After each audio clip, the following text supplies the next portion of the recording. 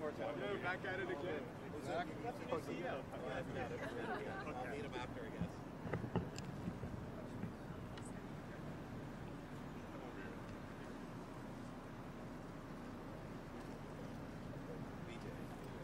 guess. Good morning, everyone. My name is MPP David Smith. I represent the riding of Scarborough Centre, and I'm happy to be here. Thank you. Thank the organizer for inviting me here, and I want to thank all their members, honorary guests, and local officials. I have the honor today to emphasize how significant this groundbreaking is for Scarborough Centre and for the people of Scarborough. Under Premier Ford leadership and the Minister Prabmeet Sarkaria, Minister of Transportation, this subway extension is becoming a reality, a project that will reduce community time, create good jobs, and strengthen the local economy. This is truly a news for Scarborough Centre. I look forward to positive impact in this project will begin for generations to come.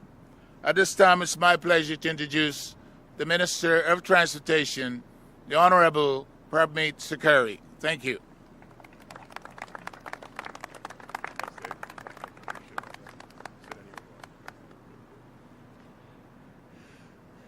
Good morning, everyone, and it's great to be here. Thank you to my friend MPP Dave Smith for that kind introduction, and great to be here in Scarborough with exciting news for commuters who are tired of being stuck in traffic. But first, I want to take an opportunity to welcome all of my colleagues that are here today.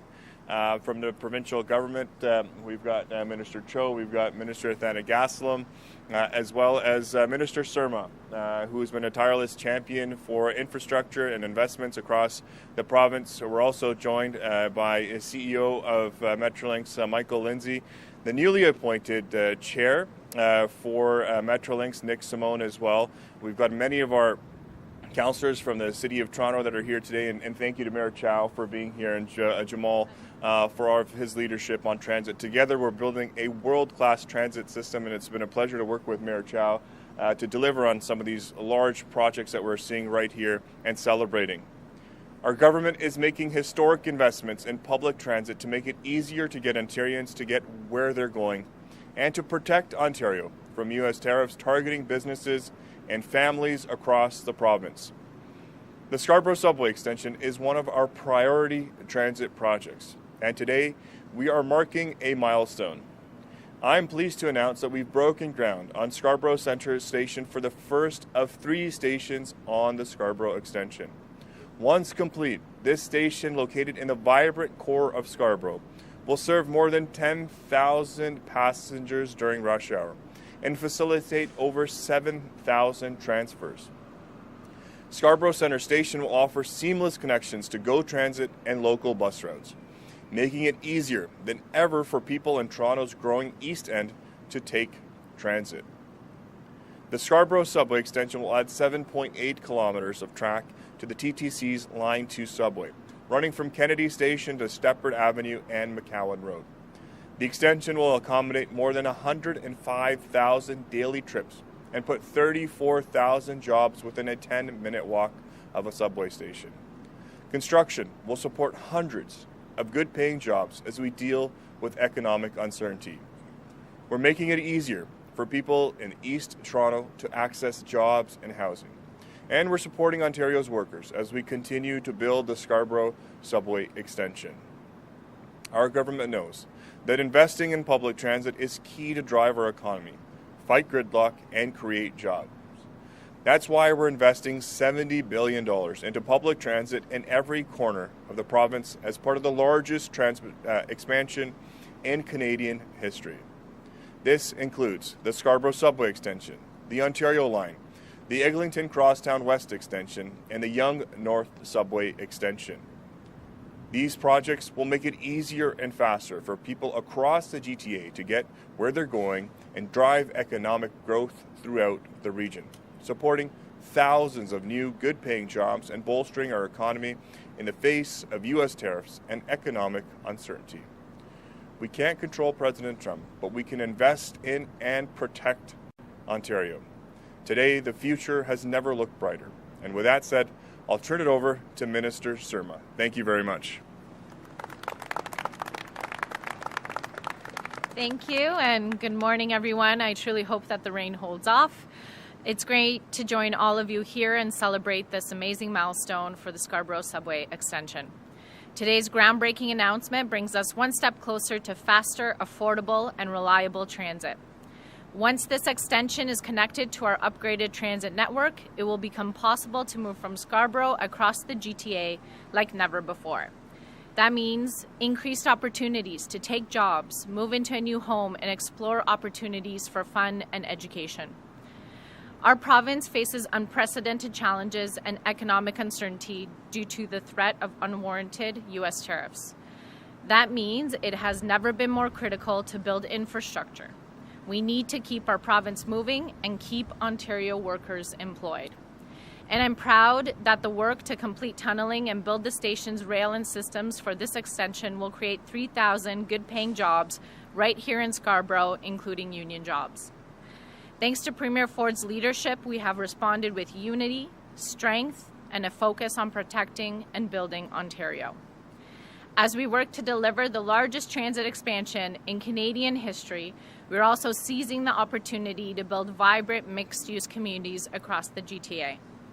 I'm pleased to share that we are continuing the planning for Lawrence East transit-oriented community at the future Lawrence and McCowan Station along the future Scarborough Subway extension. This TOC will create over 700 new homes, including affordable units, and will support over 300 jobs with new community, retail, and commercial spaces. The proposed Lawrence East TOC is just one of many complete communities that we're planning across the greater Golden Horseshoe, including along the Scarborough Subway extension. These investments are a part of the most ambitious capital plan in Ontario's history, with more than $200 billion outlined in our budget to build and expand critical infrastructure across the province, including $61 billion in public transit. This 10-year capital plan is an investment in Ontario workers, supporting up to 91,000 jobs annually. That includes nearly 53,000 direct construction jobs and over 38,000 jobs across other industries. And we're building these projects faster and smarter.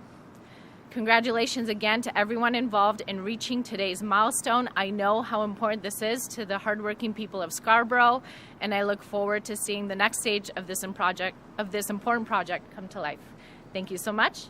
Madam Mayor, I believe it's your turn.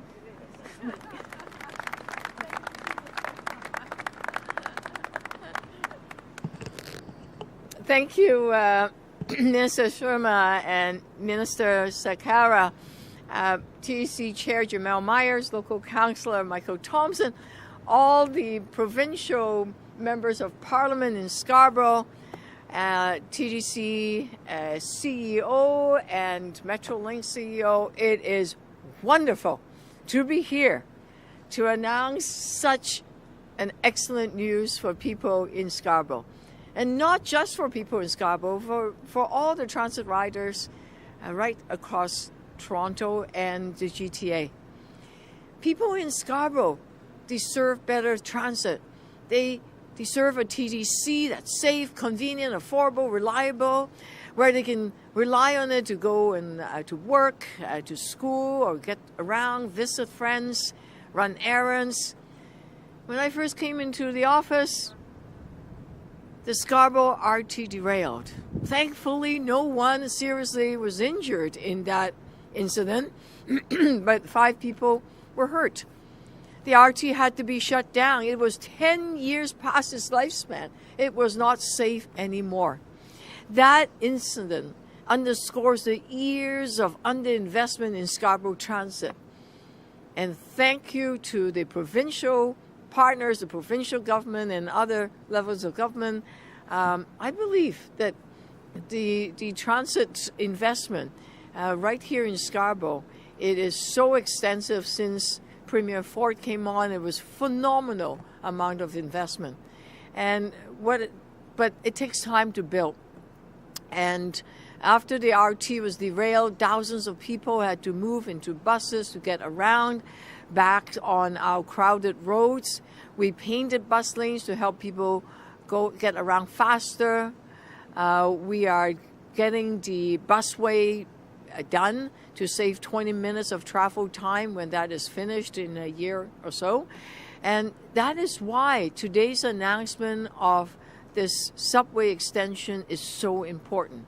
We need to get rapid transit built here and build it fast. Breaking ground on these new stations get us moving in the right direction. This station will move tens of thousands of people each day, helping them to connect with subway trains, TTC extensive bus network, the GO stations, and it reaches every corner of the city, and some of them will also go to, of course, the GTA. When it is completed, the Scarborough subway extension will move thousands of people every day. Next, of course, we need to build the Eglinton East LRT that will connect more Scarborough neighborhoods. The city is designing the routes right now with 27 stations. It would go from Morningside and back west to Kingston Road. And I hope that we can have that partnership joining with both provincial and federal government to have that kind of expansion in public transit also a reality.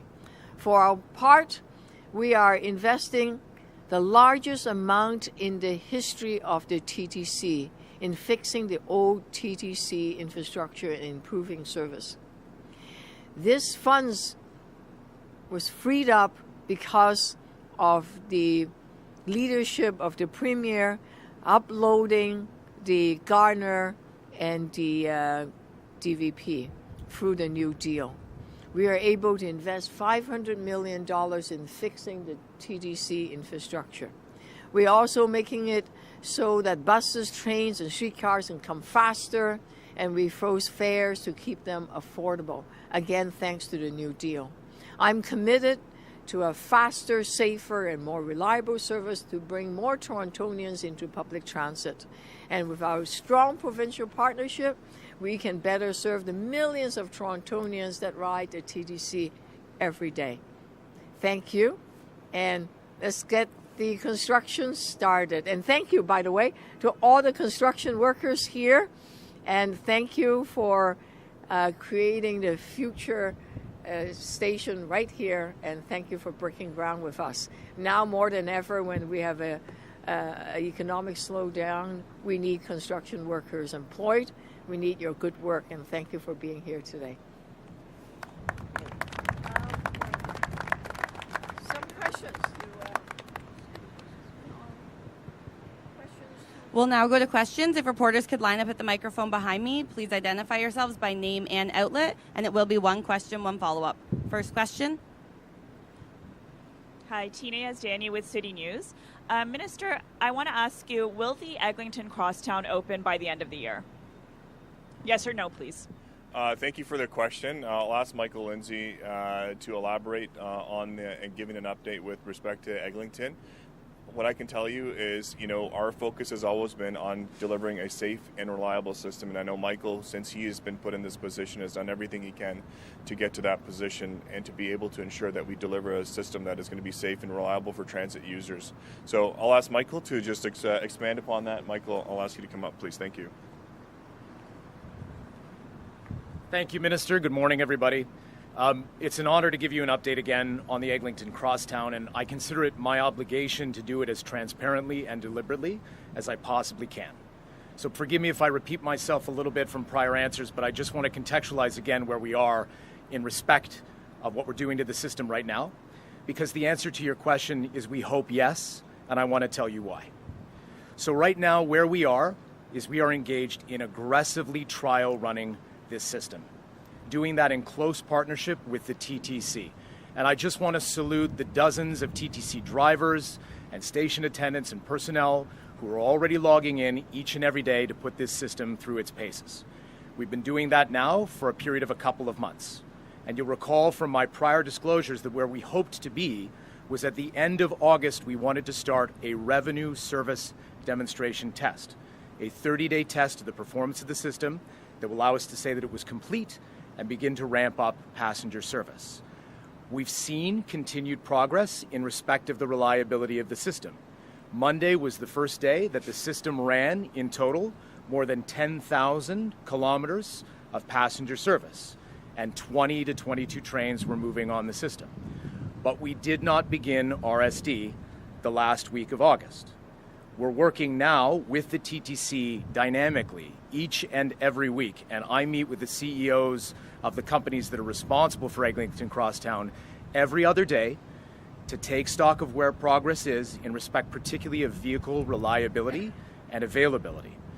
And when we're ready to trigger RSD in partnership with the TTC, it'll start that 30-day test, after which, if it passes, we're ultimately going to start to ramp up passenger service. So the target that we had for passenger service in September, unfortunately, is not going to be achieved. But now our new focus is on making sure that hopefully it's just a matter of a couple of weeks before we're starting RSD. And we're working each and every day to bring this service into service as fast as we can, but we have to do it with an eye to reliability. That's the lesson of Ottawa. It's the lesson of the Elizabeth line in the UK. Every jurisdiction around the world needs to rigorously test these systems to make sure that they work out of the box. And as a final note, if I could just say, to the residents of the City of Toronto, whether you're a pedestrian, a cyclist, a motorist, this is a live and operating system now. Please be aware. Trains are moving in significant volumes on these systems, and we want to make sure that everybody is as safe as we possibly can be. So if you are in or around the Eglinton Crosstown alignment, please be aware you are next to a moving transit system. Thank you very much. Thank you for that. And just back to the Scarborough subway extension, do we know what the cost estimate is now? Well, as has been practice for all of our projects as they are awarded, we make them public to protect the integrity of the bidding process. We do not release beforehand, but you've seen that including construction costs, including land acquisition costs that have been reported to date, we continue to move forward on building this historic project. The people of Scarborough were ignored for far too long. Premier Doug Ford came in with a commitment to build, and that's exactly what we're doing to get this project moving and to get the people of Scarborough moving as well. Andy Takagi with the Toronto Star. For the Minister, when do you expect Scarborough residents to be able to take the Scarborough subway extension? Well, look, one of the things that you see here today is obviously groundbreaking of the first station. As we have with all of our projects, we continue to update as the project moves forward through its many phases. We're marking a milestone. I would say today we've got the tunnel boring machine that is doing its work as it is underground. For us, we're doing everything we possibly can to accelerate these projects and get them built as quickly and fastly as possible, given how much of a desire there is, especially in a place like Scarborough, to get these projects off the ground. I'll ask Michael maybe to expand upon some of that as well with respect to how we're continuing to build the project in Scarborough and the speed and pace at which we're doing it. But we're making great progress, and today is a huge milestone in that journey to get Scarborough residents moving.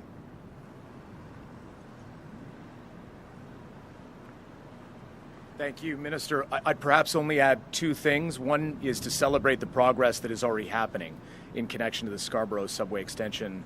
Delighted to say that the tunnel boring machine is moving at better than 12 meters a day. It's already done more than 2 kilometers of its alignment. This project is coming into being, and you're seeing evidence behind me right now of the piling activity that will start stations. The second thing that I would say is that it is just true to say, and it's not exclusive to Ontario as a jurisdiction, that the world that we live in from a construction and design perspective today is different than the one that we were in 2019. All of our partners are facing real disruption, supply chain disruption, tariffs, elongated construction schedules. The thing that we have done in this jurisdiction to try to mitigate those risks is enter into a different type of approach with our partners. So for instance, the contract we have here on the Scarborough Stations, Rail and Signals contract is a progressive development contract whereby we work quite closely with the counterparty to think about ways to recover timeline associated with projects like this one, as opposed to lump sum fixed price bids that we used to take in this jurisdiction. So conversation is active each and every day with many of the executives who are here with us today about precisely what we can do to hasten service and to ultimately deal with some of the disruptions which are just obviously present in the construction world right now. If you want to stay there, Michael, I have another question for you. Yes. And maybe for the minister as well afterwards, but we've heard a lot about the Eglinton Crosstown. Can you give us an update on Finch Yes. And that LRT and if that'll open this year? Yes, another opportunity for me to offer my thanks to Chair Myers, to CEO Mandeep, working with the TTC to bring that service into being too. Big milestone that we hope is going to be achieved this weekend, which is the transfer of control of the Finch system to the Hillcrest facility of the TTC. Same milestone we hit on Eglinton in the summertime, if you'll recall. That system, I think it's fair to say, love that system, but it's a little bit more simplified than Eglinton, right? It essentially runs in a dedicated right-of-way. The signaling technology is more proven. The vehicles are a little bit more simpler. So we actually think that we're going to get ready to cut to RSD on the Finch system in the weeks ahead as well. Hopefully by the end of the calendar month of September, that same 30-day revenue service demonstration test will then be applied, and then the same thing will happen. We'll start to ramp up passenger service. I'll add my standard caveat, which is that is all subject to what we see in respect of the performance of the system. But on Finch, kudos to the team. So far, even the running that we have been doing has involved the full complement of vehicles, and we haven't seen some of the same sort of maintenance and reliability things to fix on Finch that we did on Eglinton. So I'm optimistic and I'm excited because I think both of these LRT projects, which are going to make a huge difference to local communities, we're at the end of this journey now and we're getting close to bringing them both into being. Hi, Richard Southern, 680 News Radio. Sorry, Mr. Lindsay. Thank you. So September is not happening for the Crosstown. What is the new target? I know you can't maybe give a specific date, but what is the new target for opening? Sir, a two-part answer to the question if I can. The most important target that we have, and I'm sorry if I sound repetitive in respect of this, is to make sure that we have a safe and reliable system. That conditions everything. As I said, since it's not September, now we're hoping it's October. I mean, it really is about week over week looking at what vehicle numbers tell us about the performance of this system, and then in partnership with the TTC, taking the decision to start RSD. Hopefully that test goes well, and then we put passengers in a progressive ramp up on the system. A follow-up for you, and hoping to hear from the minister on this. Yes, sir. And, in all seriousness, why should Torontonians have any confidence that this line will ever open? Minister, I'll hand to you quite directly, but I will answer the question as a person who has made his career in the infrastructure world. That's what I am, right? Like I'm a major capital projects person. That's my background. And I will tell you that we are doing the things right now in connection to the system that you do immediately before they come online. You do it as a responsible owner. You do it as the lesson to learn the lessons of the Ottawa LRT. There isn't, I would say, the same ambiguity about what has to happen with civil infrastructure or signaling or train control systems. We are literally putting the system through its paces. I would acknowledge that it's frustrating that that's revealing issues that we have to solve, but I'm happy that we're solving those issues now in this trial running period, as opposed to when people are trying to ride this line. So that's my technical answer to the question, sir, and Minister, I would defer to you. Thank you, Michael. Look, it's disappointing. We're frustrated. There's no question about it. But Michael and his team are working every single day. And as he said, we're right at the finish line on this. And for us, we're not going to release a system that's not safe and reliable. And so I have the full confidence in Michael and his team. They've made incredible progress, and just as he's mentioned in his answer, on the reliability of the system, the maintenance of the system, running almost over 20 trains as of this week. And so it's a very live operational system. And look, building transit's not easy. It wasn't done in this province for a very long time, but we've got shovels in the ground in every single one of our other projects across the province. You know, whether it's Yonge North, Ontario line, or what we're celebrating here in Scarborough, we are making significant progress when it comes to public transit. And that's thanks to the team behind us, led by Michael and everyone at Metrolinx, everyone at TTC with Mandeep and his team. We're working collaboratively. We're going to get these open, we're going to get it done, and we're going to build for Ontarians and Torontonians. Hi, Minister. Matthew Bingham here from Global News. Could I actually talk to Michael one more time? You're going to hear that a lot today, Michael. Yes, sir. Yes, sir. At your service. I appreciate a second ago you said it was a very technical answer for what's holding up the crosstown. I think a lot of Torontonians, a lot of Ontarians would actually appreciate a little bit more of that technicality. What exactly is it? You said it wasn't the signal. Is it what? Like, is it the tracks that aren't working, or is the trains not operating properly? Can you just give a little bit more of a granular answer about what is actually holding this up? I can do if you promise not to fall asleep if I start to give too much technical detail. I think people would like details. Yes, sir. Well, then I would say that mostly it's about making sure that vehicles have the right reliability. And for what it's worth, again, I meet every other day with the CEOs of Alstom and the parent organizations of CTS to do a really in-depth deep dive on the root causes associated with what is making vehicles available versus what is taking them out of service. To give you a flavor of what is taking them out of service, I want to stress first, it does not attach to the safety of the system.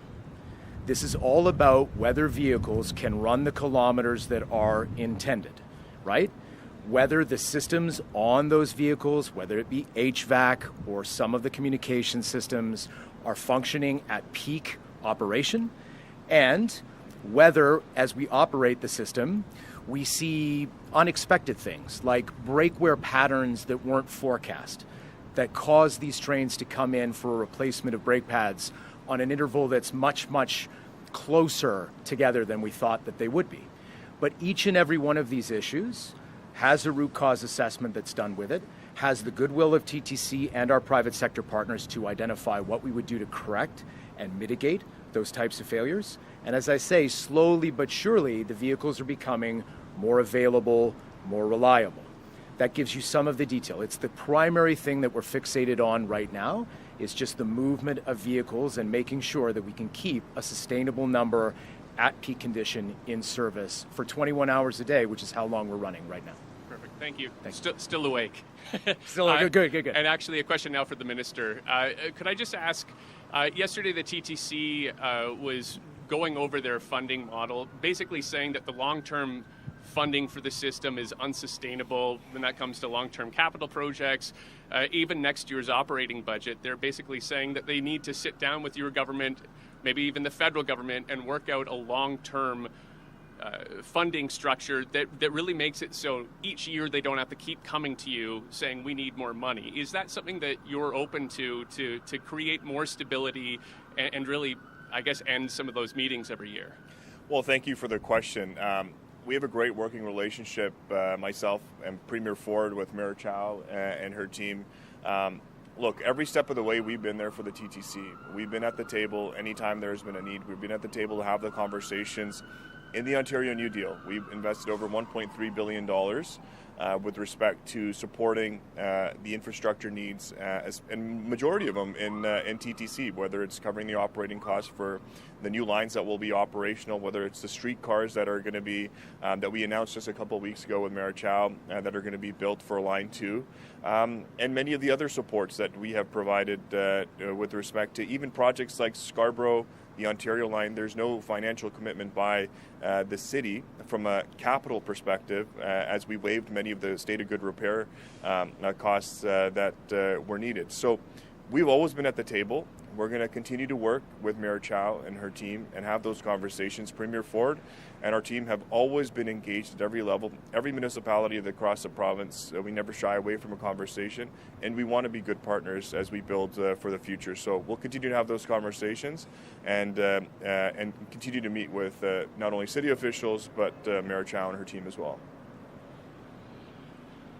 Hi, Allison Hurst, CTV. Mayor Chow, it's for you. guys can have a break, maybe. TDC. Slightly different. No. What is your reaction to the forum poll that suggests that you would lose to John Tory and be in a statistical tie with Brad Bradford in head-to-head races next year? I am focusing on fixing the old infrastructure that I inherited. When I first came into being a mayor 2 years plus ago, I inherited a financial mess. We were $1.8 billion in the hole. It was a huge deficit. And thanks to the leadership of Premier Ford, we signed a new deal. And as a result, we were able to put in the historic investment to TDC, $500 million. So I'm busy improving the services of Toronto, fixing some of the old infrastructure, the potholes and the roads, speeding up the construction and repair of the Gardner, again with a partnership with the provincial government, and building a lot more affordable housing. I came in, there's a job that needs to be done, fixing Toronto, building more housing, keeping people safe, and I'm busy doing that. And as to what's happening next year, end of next year, we shall see. Are you going to run for mayor next year? We're still in 2025, and maybe we should focus on opening the RT, getting the TDC running better, more reliable, getting people, when they are coming back to work, consider taking the public transit. TDC is the better way. It is now more reliable and faster. We're increasing services. We've frozen the fares, so there's affordable. So we hope that people will take the TDC. So that's what I'm focusing on right now. Hi, Jeff Gray, Globe and Mail. It's actually for Michael Lindsay. Sorry, Mayor Chow. And sorry to you too, Michael, in advance. No. I'm at your service. Just to pick up, clarifying something you just said about the Eglinton line and the technical issues. The cars, is the problem at its root that the cars, some of them are 10 years old and have never carried a passenger yet, or is it an issue with the line and the folks that built the actual tracks in the line? What's the reason for this maintenance problems you're running? Well, if you permit me, sir, to go a little bit wide to answer a specific question, I promise I will, right? My role here, and indeed the truth of the situation, is not that I'm trying to ascribe or assign blame to any part of the consortium that's building this project. Everybody is working quite hard to bring it into service. It is a vehicle reliability and performance issue. I do think that some of that probably has to do with the fact that the vehicles haven't been exercised yet at full kilometers until this point. But what I would say is, and again, I think the record bears me out on this from geographies around the world that have brought these systems into being, that you see these kinds of maintenance issues in connection to rolling stock with all of these types of transit projects. The very particular technical thing that we're trying to do right now is effectively get the balance of corrective maintenance and preventative maintenance right. Right now, there's too high a number of things that every day calls for a ticket to be associated with a vehicle so that it comes in for corrective maintenance. We want to get back to a place in the weeks ahead where it's far more preventative, far more traditional. So that's my specific answer to the question, and I hope it gets where you wanted to go. It helps a bit, yeah. Yes, sir. But is there a concern if you run into these issues in the coming weeks? Is there a red flag that you have about opening this line in the winter? Is that a deadline you're facing? Do you need to get this open before the winter, or can you open it in the middle of winter? I would say that there is no hard and fast rule associated with a date that we have to hit in order to put this service into being. You're right, though, sir, and I want to honor the honesty of the question, which is, in a Canadian winter, you need a much more aggressive preventative maintenance regime, particularly with respect to civil infrastructure, right? Condition of rail, condition of stations. That's why I'm pleased that we've already activated the maintenance portion of the contract with the counterparty. Those plans are being developed right now. And again, it gives me one more opportunity to salute the TTC personnel, including the people who get up bright and early every morning and go into stations and think about the performance of that civil infrastructure as well. But the specific answer to your question is, there is no drop-dead date by which we would be in the teeth of a Canadian winter and couldn't think about opening it, but we want to be quite thoughtful about the implications of that. Clara Pasica, CBC. This question is probably for Minister Sarkaria, but perhaps Minister Surma will want to take it. What can you tell Ontarians that will give them confidence that we're not going to hit issues with the Scarborough line related to the consortium, related to cases moving through the courts, spending tens of thousands of dollars of taxpayer money on these types of issues? What can you tell Ontarians about why this will be different? Well, I think the most important part is, how we've learned from Eglinton. And I think the proof is right behind us in the way the team at Metrolinx, Minister Surma and her team at Infrastructure Ontario, and Michael was there but previously as well, have innovatively changed the way we procure projects. We're not using the traditional P3 model here. We've got shovels in the ground on every part of the Ontario line. We've got, the tunneling contract that was just given out on Yonge North Subway Extension a couple of weeks ago that we announced. When we look at other projects that we're currently, the Eglinton West Extension, we've divvied that project up into multiple phases with construction and tunneling completed and ongoing as we speak. And so what I can tell you is we've learned a lot from Eglinton. And previously there was not much transit built in a city like Toronto. So it's challenging, it's difficult, but what I can tell you is we're taking those learnings and we're applying them across every one of our projects. And the proof is literally, we're standing before it today, is getting these projects off the ground, shovels in the ground, in various parts to ensure that we're getting transit built. I'll ask Minister Surma to elaborate as well with respect to some of the innovation on procurement. Thank you very much, and I'll reference some of the comments that Michael Lindsay said. Luckily for us, he was with us at I.O. until Minister Sarkaria poached him. But much of it has to do with the fact that we're not doing things in the old traditional way of contracts. We're focusing very much a lot of our new contracts on progressive development, where we have a 12 to 18 month window, where we literally sit down and we speak to the proponents and we go through every single project detail and then finally hopefully get to a target price or a fixed price towards the end. This is not something that's been done in the past. It's a more collaborative approach where everyone comes together, and we're doing that. We're also making sure that the dispute resolution process is more efficient and that when there is an issue, it comes to government. I cannot swear to the public that you will not find issues when you are building tunnels under the ground or building big projects, but we are making those improvements. And then, now that we are building so much transit all at once, we're gathering that expertise. We now have teams here in Ontario that have a lot of experience expanding a subway system, building highways, and all of that expertise will benefit us in the future as we continue to expand the subway system, continue to build transit, and continue to build other infrastructure across the province. And my follow-up for Minister Sarkaria. So at the beginning of this press conference, all of you guys leaned really, really hard into how we need to sort of create more Ontario jobs.